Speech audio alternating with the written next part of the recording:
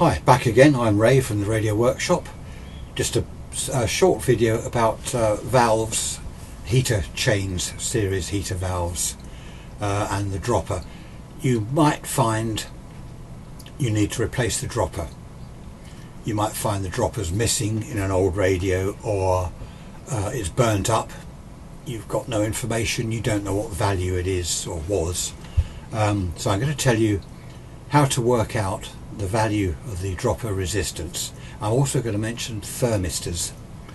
I did briefly, I think it was in one of the first videos, say that I'd mention a thermistor in a later video. Well, this is that video. Okay, watch this and take notes. I shall ask questions later. Right, valve heaters in vintage valve radios, series heaters. Let's clear up some confusion, answer a few questions here. These valves, 1, 2, 3, 4, 5.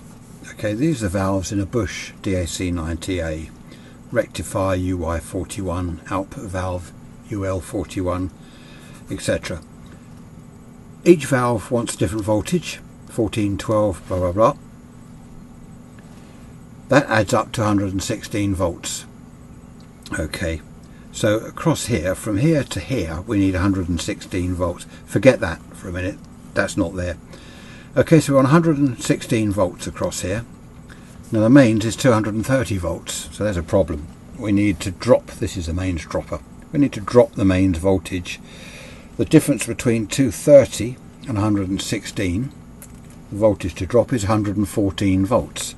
So this needs to drop 114 volts. So what resistance do we need here? What resistance should this dropper be? If I move this up here a little bit. Okay, the total current, all these are 0.1 amp, 100 milliamp heaters. So the total current in the circuit is 0.1 of an amp.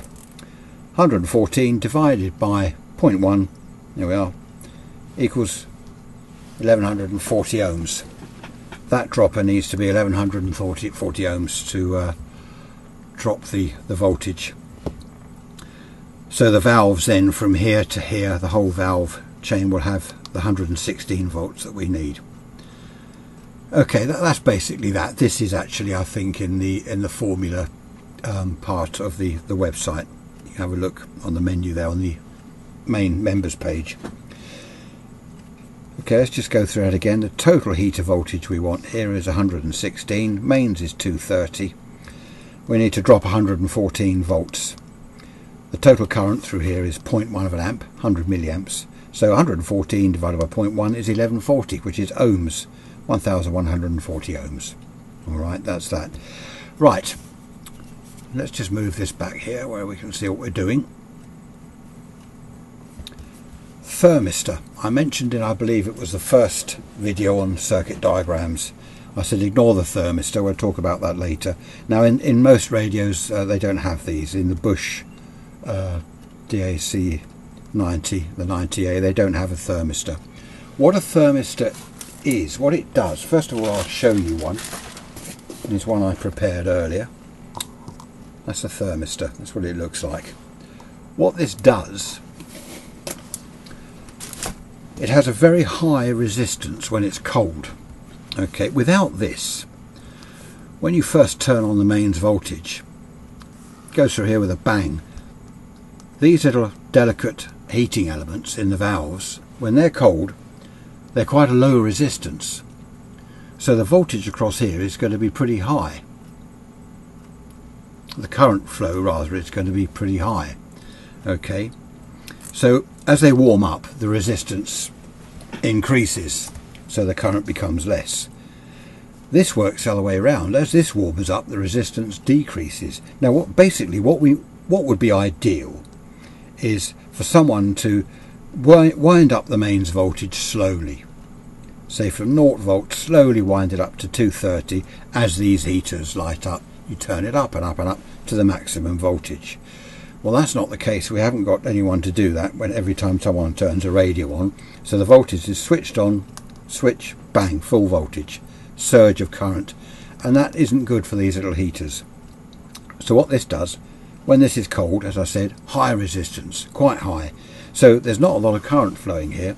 It limits the current. As this warms up, as it will do, and it can get quite hot, as it warms up, this resistance lowers. Okay, so these can then get their full voltage. Basically that starts everything off at a low voltage and increases the voltage as everything warms up. So that's what a thermistor does. If you have one of these which is broken, open circuit or whatever, doesn't work, you need to replace it. I don't know whether they're available. I have a few. There are also many different types. What you'll have to do, this is why I mentioned all this working out here earlier, what you'll have to do to work out what voltage the valves need, 116, all right, what you need to drop, work out what the dropper is, and then work out what resistance you need to put in here. I mean, that can obviously be done. You know what the voltage is here, you know what the current is here, you know what is here already. So that's, for example, 1140 ohms, I think we said. This, you might have to make this, perhaps it works out to this wants to be 40 ohms. Now, of course, you will then lose the whole point of the thermistor. So if you work this out to be 40 ohms, what I would do, I'd stick perhaps a 5 watt or whatever wire wound, say 100 ohms, or even higher. Start off with a couple of 100 ohms, then measure to see what you've got across your valves. The voltage will be low, then reduce this, work it that way. Okay, that is series heater valves.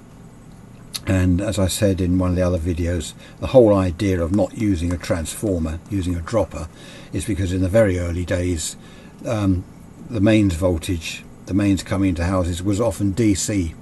A lot of areas were DC. You cannot use a transformer on DC mains. In here you can put DC or AC mains, doesn't matter which. This will operate on DC or AC equally as well. Okay, that's series heater valves. Hope you enjoyed that video. More to the point, I hope you understood it.